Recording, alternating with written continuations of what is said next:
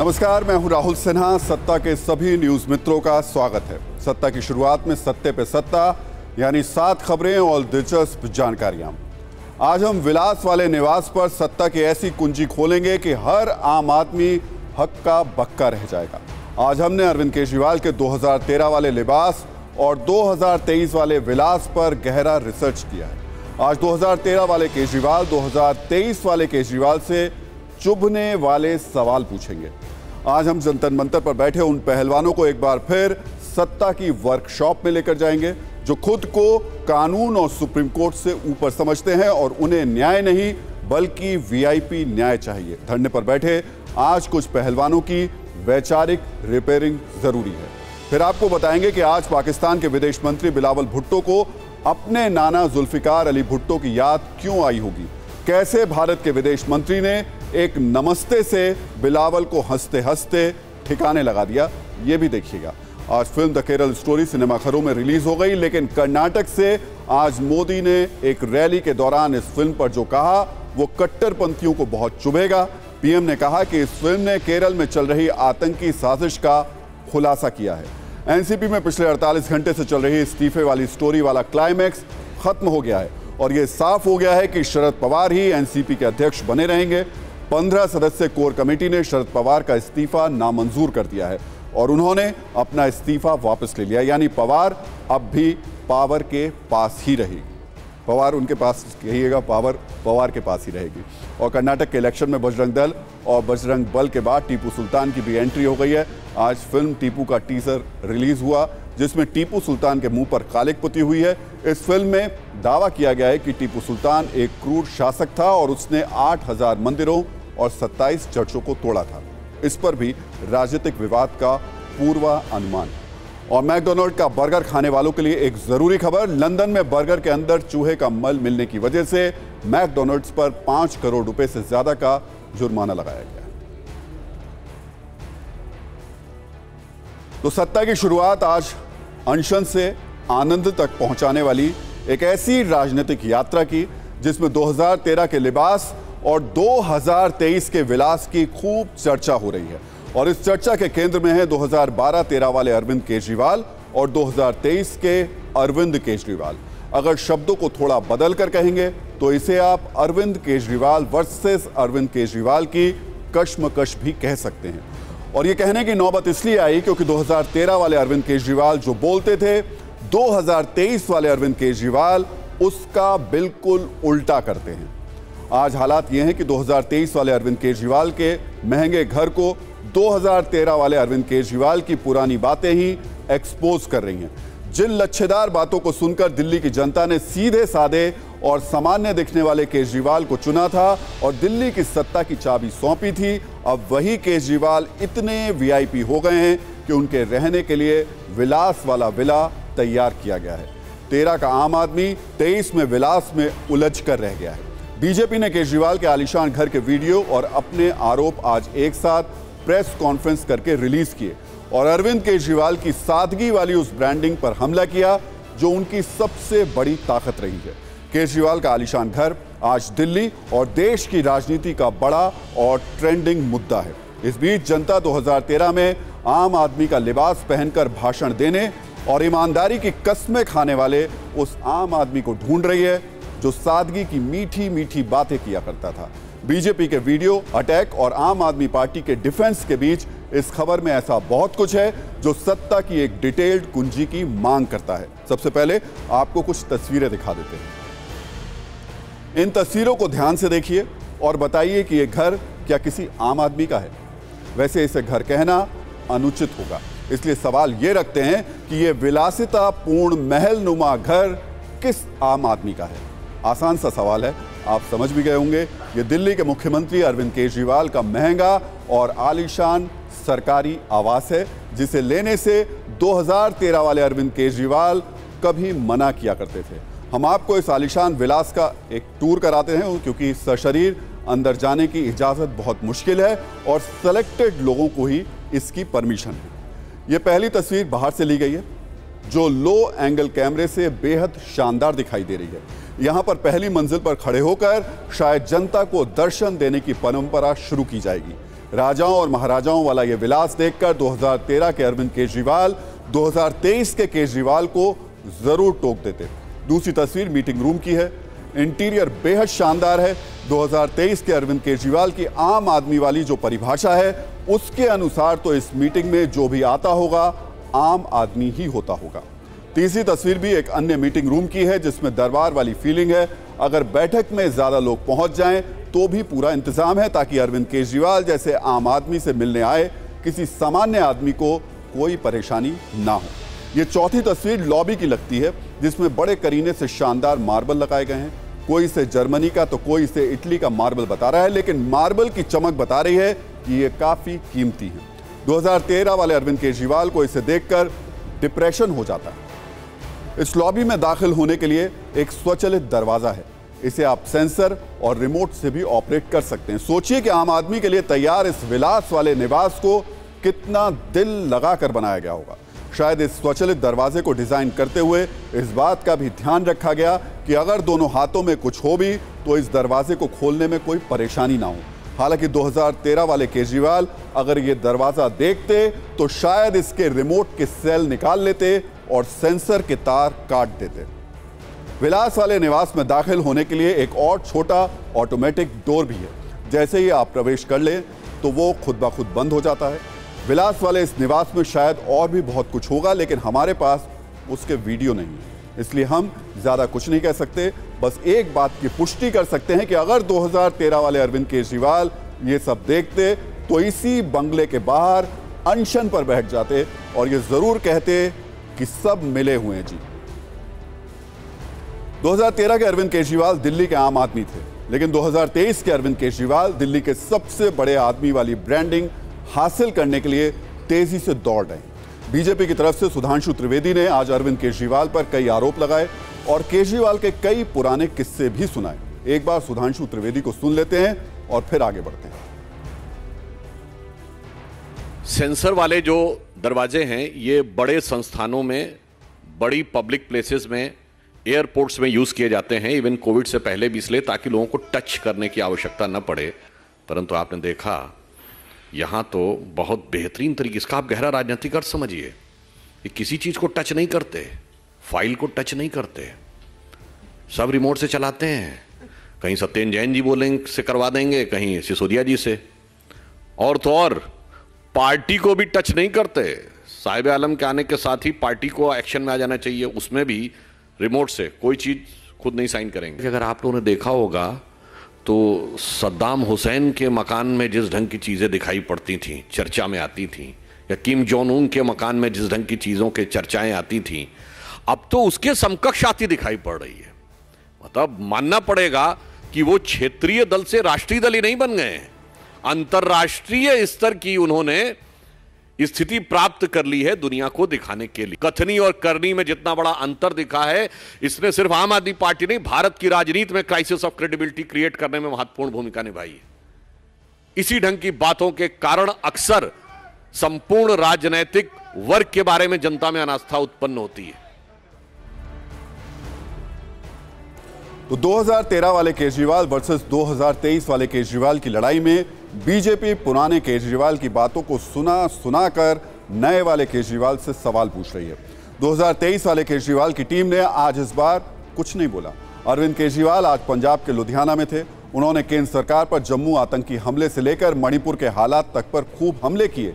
ये चुनौती भी दी कि अगर मेरे पास भ्रष्टाचार का 1 रुपया मिले तो मुझे फांसी पर लटका दें, लेकिन उन्होंने बंगले के मुद्दे पर कुछ नहीं कहा। अब बड़ा सवाल यह कि क्या सच में 2013 और 2023 वाले केजरीवाल दोनों अलग अलग हैं? क्या आज के केजरीवाल 2013 वाले केजरीवाल से यह कह रहे हैं कि तुम्हारे उन उसूलों और आदर्शों से 2 वक्त की राजनीति नहीं चलाई जा सकती? क्या राजनीति किसी को इतना बदल देती है? इन सवालों का जवाब मिलना सहज नहीं है, लेकिन आप 2012-2013 के अरविंद केजरीवाल की बातें फ्लैशबैक में जाकर सुनेंगे तो आपको आश्चर्य भी होगा और धक्का भी लगेगा। आम आदमी में खास आदमी की मिलावट देखकर आप दंग रह जाएंगे। सबसे पहले सुनते हैं 2013 में अरविंद केजरीवाल बड़े घर या विलास वाले आलीशान निवास को लेकर क्या विचार रखते थे। क्या वो सच में बड़ा घर नहीं लेना चाहते थे? कोई लाल बत्ती की गाड़ी नहीं होनी चाहिए उसके पास, कोई बड़ा बंगला नहीं होना चाहिए उसके पास, वो एक कमरे के फ्लैट में रहे आम आदमी की तरह, कोई सिक्योरिटी नहीं होनी चाहिए। तो मैं लाल बत्ती लूंगा, ना मैं कोई बड़ा बंगला लूंगा और ना मैं सिक्योरिटी लूंगा। बात तो सही है, ये 2013 वाले आम आदमी अरविंद केजरीवाल ही हैं जो ये कह रहे थे कि बड़ा बंगला नहीं चाहिए। वैसे तो बहुत क्लियर कट उन्होंने ये बातें कही थी और बड़ी मासूमियत के साथ ये बातें कही थी। यही अरविंद केजरीवाल की ब्रांडिंग थी, एक आम आदमी जो नेता है लेकिन नेताओं की तरह बातें बिल्कुल नहीं करता है। लेकिन इस ब्रांडिंग में हवा की मात्रा ज्यादा थी। आपको एक और बयान सुनाते हैं जिसमें वो साफ कह रहे हैं कि वो एक कमरे वाले मकान में रहेंगे या कई कमरों वाले आलीशान विलास में। दिल्ली में वीआईपी कल्चर हम लोगों ने बंद किया। हमने तो अपने लिए जो एग्जिस्टिंग सुविधाएं थी वो भी बंद कर दी। ना कोई लाल बत्ती, ना कोई सिक्योरिटी, ना कोई बड़ा बंगला, वो सारी सुविधाएं बंद की गई। एक आम आदमी की तरह रहना चाहिए। कई सारे ऐसे डेवलप्ड कंट्रीज हैं जहां पे वहां का प्राइम मिनिस्टर भी बताते हैं कि बस में जाता है अपने दफ्तर। तो एक आम आदमी की तरह हम लोगों को भी रहना चाहिए। तो इन दोनों बातों से ये तो कंफर्म हो रहा है कि अरविंद केजरीवाल विलास वाले आलीशान निवास के पक्ष में नहीं थे। लेकिन 2023 वाले अरविंद केजरीवाल 2013 वाले केजरीवाल की बातों को अब सुनते नहीं हैं। वैसे 2013 वाले अरविंद केजरीवाल तो दिल्ली के गरीबों के लिए इतना सोचते थे कि वो कहते थे कि राष्ट्रपति 300 एकड़ के बंगले में रहते हैं, उन्हें अपने निजी घर में रहना चाहिए। 2013 वाले अरविंद केजरीवाल के उस आदर्श वाक्य को भी सुन लेते हैं। वीआईपी लोगों के लिए अलग सड़कें, अलग घर, अलग सिक्योरिटी, सब अलग उनके लिए। हम चाहते हैं सारा वीआईपी कल्चर खत्म हो। इस देश में एक ही वीआईपी होगा, वो होगा आम आदमी। तो अगर हमारी आम आदमी की पार्टी से कोई जीतेगा तो उसको लाल बत्ती नहीं लेगा वो। दूसरा, ये इतने बड़े बड़े घरों में रहते हैं, क्यों रहते हैं? ये हमारे इतने गरीब देश का राष्ट्रपति पता नहीं कितने बताते, 340 एकड़ का मकान है, कितने का उसका, इतना बड़ा मकान। दिल्ली की 40% आबादी झुग्गी झोपड़ी में रहती है। उसको हम कह सकते हैं कि भैया बंगला खाली करो, थोड़ा आम लोगों को भी दे दो जगह। एक बार तो 2013 वाले अरविंद केजरीवाल ने यह तक कह दिया था कि दिल्ली के लोगों ने उन्हें कहा है कि बड़े घर में मत जाइए, इसलिए वो अब 5 कमरों के घर में नहीं जाएंगे, वो छोटे घर में ही रहेंगे। 2023 वाले अरविंद केजरीवाल को आज वो एक एक बात जरूर सुननी चाहिए। कल से मेरे कई चाहने वाले, मेरे दोस्त और हमारे जो पार्टी के सपोर्टर्स हैं, उन लोगों के मेरे पास फोन आए, उन लोगों के और जो जनता के भी फोन आए, उनके मैसेजेस आए और उन्हें लगा कि मुझे ऐसे घर में नहीं जाना चाहिए। सो मैं ये दोनों घर छोड़ रहा हूँ और मैं सरकार को बोलूँगा कि वो मेरे लिए कोई और इससे भी छोटे घर ढूंढने की कोशिश करे। वैसे 2013 वाले अरविंद केजरीवाल अपने हाथ में कुछ फाइल और करप्ट नेताओं की लिस्ट रखते थे, उनसे तुरंत इस्तीफा मांगते थे। लेकिन आज विडंबना देखिए, उनके लिए बने आलीशान बंगले के लिए पेड़ों को ही कटवा दिया गया। बीजेपी की तरफ से किए गए इस ट्वीट में बंगले के बनने से पहले और बनने के बाद पेड़ दिखाए गए हैं। आरोप लग रहे हैं कि सैकड़ों पेड़ काट दिए गए। आप भी इस वीडियो को ध्यान से देखिएगा तो आपको पेड़ काटने की बात दिखाई देगी। इसे भले ही एक शुद्ध राजनीतिक हमला माना जाए, लेकिन एक तथ्य यह भी है कि अगर सीएम के आलीशान विलास के पास पेड़ों की संख्या कम होगी तो वहां शुद्ध हवा नहीं मिलेगी और फिर प्रदूषण बढ़ने पर खांसी की समस्या ज्यादा हो सकती है। इसलिए विलास वाला निवास बनवाते हुए कम से कम पेड़ों को बख्श देना चाहिए। और इस पर नजरिया नाइन ये कि कुल मिलाकर एक तरफ 2023 वाले अरविंद केजरीवाल हैं और दूसरी तरफ 2013 वाले अरविंद केजरीवाल। 23 वाले केजरीवाल को 13 वाले केजरीवाल की बातें आज बहुत बुरी लग रही होंगी, थोड़ी चुभ रही होंगी। उनकी सोशल मीडिया ट्रोल आर्मी को भी और खास तौर से समर्थक यूट्यूबर्स के झुंड को भी। 2013 वाले केजरीवाल की तस्वीरें देखना अच्छा नहीं लग रहा होगा, उन्हें असहज महसूस हो रहा होगा। लेकिन सच तो फिर सच होता है। हमेशा एक बात गांठ बांध कर रखनी चाहिए कि राजनीति में एक बार कोई बयान दे दिया, कोई स्टैंड ले लिया, कोई आदर्श या प्रतिमान स्थापित करने की बात की, कोई सपना दिखाया या वादा किया, तो फिर वो कभी डिलीट नहीं होता है। थोड़ा बहुत मेमोरी लॉस हो सकता है, लेकिन वो पुरानी बातें लौट कर आती हैं और नेताओं के सामने सवाल बनकर बैठ जाती हैं। सबको आज भी अरविंद केजरीवाल का वो जमाना याद है।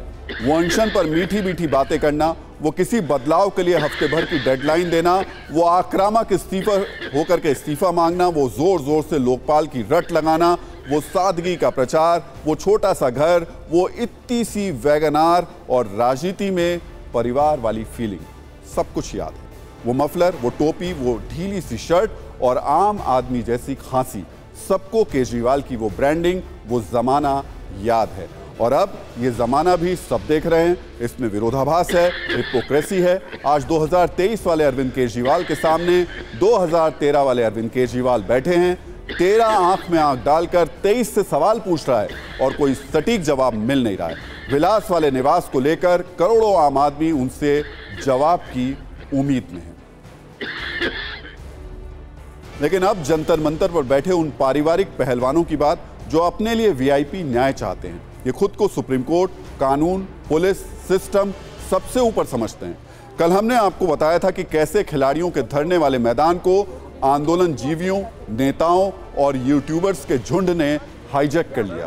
आज हम इन पहलवानों के दिमाग पर कब्जा करने वाली वीआईपी सोच का ट्रीटमेंट सत्ता की वर्कशॉप में करेंगे, जो इनके बयानों में झलक रही है। दिल्ली के जंतर मंतर पर धरने पर बैठे पहलवान विनेश फोगाट ने कल से आज तक में 2 ऐसे बयान दिए जिससे समझ में आ रहा है कि वो समाधान के लिए नहीं बल्कि अपनी जिद के लिए धरने पर बैठी हैं। और वो ये मानकर चल रही हैं कि जब तक उनकी बात नहीं सुनी जाएगी तब तक जंतर मंतर पर उनका कब्जा जारी रहेगा। उनका पहला बयान ये आया कि हम इतने बड़े बड़े खिलाड़ी हैं, हम जो बोलेंगे लोग उसे सच मान लेंगे, लेकिन ये हुआ ही नहीं। हमसे सबूत मांगे जा रहे हैं। दूसरी बात उन्होंने ये कही कि खाप पंचायत उनके लिए सुप्रीम कोर्ट से भी बड़ी है। एक बार पहले उनके ये बयान सुन लीजिए, जिससे आपको ये समझ आ जाएगा कि विनेश फोगाट खुद को कैसे देश के कानून और सुप्रीम कोर्ट से ऊपर समझती हैं। जो भी फैसला होगा, हमारे जितने भी बड़े बुजुर्ग हैं, जितनी भी खाप पंचायतें हैं, हमेशा वही लेती आई हैं। हर सुप्रीम कोर्ट से, हाई कोर्ट से पहला फैसला हमारा जो भी होता है हमारी खाप पंचायतें लेती हैं। जो भी वो फैसला लेंगी हम उनका पालन करेंगे, उनका फैसला होगा उनका पालन करेंगे। तो आप समझिए विनेश फोगाट यहां पर 2 बातें कह रही हैं। पहली बात कि वो इतनी बड़ी खिलाड़ी हैं फिर भी उनसे सबूत मांगे जा रहे हैं। दूसरी बात कि उनके लिए सुप्रीम कोर्ट से बड़ी खाप पंचायत है। इन दोनों बातों के बाद सत्ता में आज पहलवान विनेश फोगाट के लिए कुछ बहुत महत्वपूर्ण सलाह है। पहलवानों को यह समझना होगा कि देश का संविधान और कानून बड़ा खिलाड़ी या छोटा खिलाड़ी नहीं देखता है। अगर आप किसी पर कोई भी आरोप लगाते हैं तो आपको सबूत देना होता है या परिस्थिति जन्य साक्ष्य देने होते हैं, जिन्हें अंग्रेजी में सर्कमस्टांशियल एविडेंस कहते हैं। विनेश फोगाट के दिमाग में जो वीआईपी कल्चर चक्कर लगा रहा है उस पर वो ब्रेक लगा दें तो बेहतर होगा। और यह अहंकार तो बिल्कुल ठीक नहीं कि वो बड़ी खिलाड़ी हैं तो वो न्याय प्रक्रिया में कोई शॉर्टकट मार लेंगी और उनकी मनमर्जी से एक्शन हो जाएगा। हमारा मानना है अगर अपराध हुआ है तो मामला दर्ज होना चाहिए, जांच होनी चाहिए, न्याय होना चाहिए। दोषी पाए जाने पर किसी को भी सजा बिल्कुल मिलनी चाहिए, लेकिन यह सब कुछ देश के कानून और संविधान के अनुरूप होना चाहिए। देश के राष्ट्रपति या प्रधानमंत्री या फिर कोई आम आदमी, सभी के लिए कानून बराबर है। कानून की समानता में किसी को वीआईपी डिस्काउंट नहीं है। कोई भी किसी पर कुछ भी आरोप लगाता है तो उसे सबूत देने होते हैं, साक्ष्य देने होते हैं। दूसरी तरफ विनेश फोगाट को यह भी समझना होगा कि खाप पंचायत सुप्रीम कोर्ट से बड़ी नहीं हो सकती है। देश की सर्वोच्च अदालत का सम्मान हर कोई करता है, उन्हें भी करना चाहिए। खाप को सुप्रीम कोर्ट से भी बड़ा मानने की सोच वो अपने दिमाग से निकाल दें तो बेहतर है। इस तरीके के बयानों और राजनीतिक दखलंदाजी से ही ये मामला डिरेल हो रहा है। वैसे विनेश फोगाट सिर्फ कानून के पालन में ही नहीं बल्कि पहलवानी में भी प्रीमियम डिस्काउंट चाहती हैं। रेसलिंग फेडरेशन ऑफ इंडिया के चीफ ब्रजभूषण शरण सिंह ने एक बार आरोप लगाया था कि उनके खिलाफ धरना देने वाले पहलवान बिना नेशनल खेले ही ओलंपिक खेलना चाहते हैं। उनके आरोपों को विनेश ने अपने बयान से सही भी साबित किया जब उन्होंने जंतर मंतर से खुद ये कहा कि वो और उनके साथी बिना नेशनल खेले ही ओलंपिक खेलना चाहते हैं। सवाल है कि विनेश फोगाट खुद के लिए देश भर के पहलवानों के मुकाबले वीआईपी ट्रीटमेंट क्यों चाहती हैं? क्या हर किसी के लिए बराबर मौके नहीं होने चाहिए? आखिर हर बात में वीआईपी ट्रीटमेंट चाहने वाली विनेश फोगाट के दिमाग में ये सॉफ्टवेयर डाल कौन रहा है? ऐसी बातों के जरिए विनेश के करियर को कौन बर्बाद करना चाहता है? बेहतर होगा कि विनेश फोगाट इस पर ध्यान दें और विचार भी करें। आप लोग नेशनल्स नहीं खेलना चाह रहे हैं, कहा ये जा रहा है? कोई नहीं खेलेगा, जितने आ रहे हैं कोई नेशनल नहीं खेलेगा। हम खिलाड़ी सारे सीधे ओलंपिक्स में जाने को तैयार हैं। आप लोग नेशनल्स नहीं खेलना चाह रहे हैं, कहा ये जा रहा है? कोई नहीं खेलेगा, जितने आ रहे हैं कोई नेशनल नहीं खेलेगा। हम खिलाड़ी सारे सीधे ओलंपिक्स में जाने को तैयार हैं। हालांकि विनेश फोगाट जिस तरीके से बार बार ये जता रही हैं, उन्होंने देश के लिए मेडल जीता है, इसलिए सुप्रीम कोर्ट और देश का कानून उन्हें वीआईपी ट्रीटमेंट दे। इस हिसाब से तो उड़न परी पीटी उषा अगर वीआईपी ट्रीटमेंट लेने लगे तो विनेश फोगाट के समर्थकों के लिए बहुत बड़ी मुसीबत हो जाएगी, क्योंकि पीटी उषा ने विनेश फोगाट से कहीं ज्यादा मेडल जीते हैं। उन्होंने एशियन गेम्स में देश को 4 गोल्ड और 7 सिल्वर मेडल दिलाए। भारत में उन्हें क्वीन ऑफ इंडियन ट्रैक कहा जाता है। इस हिसाब से तो पीटी उषा को जिस तरीके का वीआईपी ट्रीटमेंट मिलना चाहिए, विनेश फोगाट उसकी कल्पना भी नहीं कर पाएंगे। हालांकि पीटी उषा जब जंतर मंतर पर अपनी बेटी की उम्र की खिलाड़ियों से मिलने पहुंची थी तो विनेश के समर्थकों ने उनके खिलाफ नारे लगाए, हुटिंग की, धक्का मुक्की की और अभद्र भाषा का इस्तेमाल किया। विनेश फोगाट के समर्थकों को आज पीटी उषा की पुरानी ब्लैक एंड व्हाइट तस्वीरें जरूर देखनी चाहिए। जब जीत पर देश तो खुश था, लेकिन आज के दौर की तरह इनामों की बारिश नहीं होती थी। सरकार की तरफ से भी ज्यादा प्रोत्साहन नहीं होता था और ना ही बड़े बड़े स्पॉन्सर्स होते थे। खिलाड़ियों को खुद ही मोटिवेट होना पड़ता था और जो बात सबसे ज्यादा उन्हें इसके लिए प्रेरित करती थी वो थी तिरंगे की शान। इसलिए देश के लिए मेडल जीतने वाली विनेश फोगाट का सम्मान है, लेकिन उन्हें समझना होगा कि कोई खेल या कोई खिलाड़ी देश के कानून से बड़ा नहीं हो सकता। कानून सबके लिए बराबर होता है। उनके मेडल का पूरा सम्मान है, लेकिन वो भी कानून का सम्मान करें। हम फिर से विनेश फोगाट और उनके समर्थकों को यही सलाह देंगे कि वो जिस जंतर मंतर पर धरना दे रहे हैं, वहां आंदोलन हाईजैक करने वाले आंदोलन जीवी मंडराते रहते हैं, ताकि वो पहलवानों के विरोध और समस्या को हाईजैक करके अपना आंदोलन खड़ा कर सकें। पहलवानों को राजनीति और एजेंडा चलाने वालों के मकसद की उतनी समझ नहीं है, इसलिए उन्हें फूंक फूंक कर कदम रखने की जरूरत है। अब तक ये खिलाड़ी अपने आंदोलन को राजनीतिक हाईजैकर्स से बचाने में नाकाम रहे हैं। परसों रात की घटना के बाद कल आजादी ब्रिगेड के कुछ ढपलीधारी भी जंतर मंतर पर पहुंचे थे और वहां आजादी आजादी के नारे लगाए थे। आगे इस आंदोलन का क्या होगा, खिलाड़ियों को न्याय कैसे मिलेगा, इस पर हमारी नजर लगातार रहेगी। और सत्ता में अब बात कूटनीति का खाखा सीखने वाले भारत आए पाकिस्तान के नौसिखिए विदेश मंत्री बिलावल भुट्टो की, जिन्हें आज हिंदुस्तान के विदेश मंत्री एस जयशंकर ने कायदे से धोकर मारा। वैसे कुछ न्यूज मित्र मारने शब्द का मतलब 1965 और 71 वाली पाकिस्तान की धुलाई से निकाल सकते हैं, लेकिन उन्हें हम बता दें कि धुलाई सिर्फ हथियारों से नहीं होती है। कुछ धुलाई जरा दूजे किस्म की होती है। इसमें सामान्य से दिखने वाली तस्वीरें होती हैं, छोटे छोटे संकेत होते हैं और बड़े बड़े संदेश होते हैं। आज विदेश मंत्री एस जयशंकर एससीओ समिट के लिए गोवा में अलग अलग देशों की आगवानी कर रहे थे। इस दौरान वो सभी सदस्य देशों का नमस्ते करके स्वागत करते नजर आए, लेकिन जब बारी बिलावल भुट्टो की आई तो विदेश मंत्री एस जयशंकर की बॉडी लैंग्वेज एकदम से बदल गई और संदेश एकदम साफ था, आपको दूर से ही नमस्ते, हम आपको कुछ नहीं समझते। यानी जयशंकर ने बिलावल को रत्ती भर भी भाव नहीं दिया। हम जानते हैं कि हमारे न्यूज मित्रों का मन कर रहा होगा कि वो बिलावल भुट्टो की इस बेइज्जती को बार बार रिवाइंड करके देखें, इसलिए एक बार फिर देखिए और बॉडी लैंग्वेज को समझिए। भारत के विदेश मंत्री एस जयशंकर जिस वक्त दूसरे देशों का वेलकम कर रहे थे तो हर विदेश मंत्री के साथ जयशंकर के हाव भाव सामान्य थे। वो फोटो सेशन के दौरान भी एक दूसरे से कुछ कहते और सुनते दिखाई दे रहे थे, लेकिन जब बारी बिलावल की आई तो तेवर अचानक से सख्त हो गए, लचीलापन गायब हो गया। वैसे अगर आप सोच रहे हैं कि वेलकम स्टेज पर बिलावल की बेइज्जती के बाद ये चैप्टर क्लोज हो गया तो आप गलत हैं। इसके 10 मिनट बाद जब एससीओ की मीटिंग शुरू हुई तो विदेश मंत्री जयशंकर ने बिना नाम लिए आतंकवाद पर पाकिस्तान को घेरा। वो बोले, जब दुनिया महामारी से लड़ रही थी उस वक्त भी आतंकवाद बिना रुकावट जारी था। आतंकवाद को नजरअंदाज करना हमारी सुरक्षा के लिए बड़ा खतरा होगा। आतंक को फंडिंग करने वाले चैनलों को रोका जाना चाहिए। आज बिलावल ये समझ गए होंगे कि डिप्लोमेसी की जिस यूनिवर्सिटी में बतौर छात्र उन्होंने नया दाखिला लिया है, विदेश मंत्री एस जयशंकर उसी यूनिवर्सिटी के प्रोफेसर हैं। Mr. Bhutto Zardari was treated accordingly. As a promoter justifier and I'm sorry to say spokesperson of a terrorism industry which is the mainstay of Pakistan. His positions were called out and they were countered, including at the SCO meeting itself.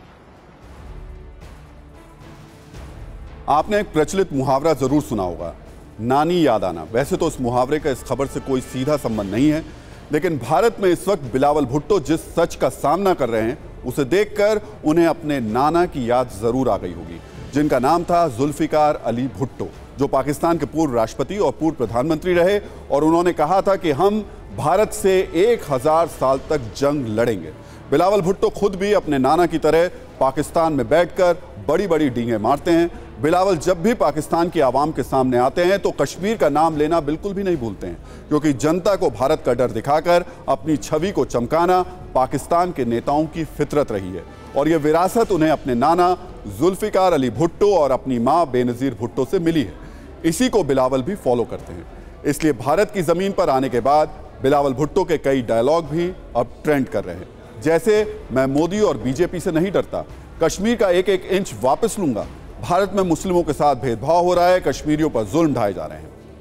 हम आपको पाकिस्तान के नौसिखिए विदेश मंत्री बिलावल भुट्टो की ऐसे ही बयानों पर आधारित 78 सेकंड की एक छोटी सी रील दिखा देते हैं।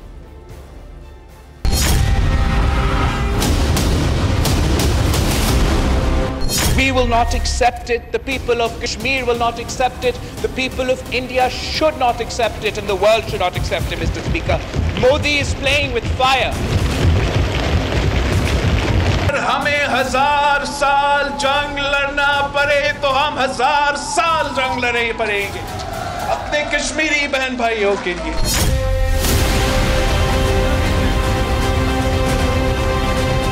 हम तो मकबूजा कश्मीर में रहने वाले हमारे भाई बहनों के साथ हर जुल्म पे उनके साथ शाना बशाना खड़े हैं। हम कश्मीरी अवाम के डिक्टेशन को मानेंगे, किसी और का डिक्टेशन को नहीं मानेंगे। हम तो दिल्ली का डिक्टेशन बिल्कुल ही नहीं मानते हैं और बड़े इज्जत के साथ हम इस्लामाबाद की डिक्टेशन भी नहीं मानते हैं।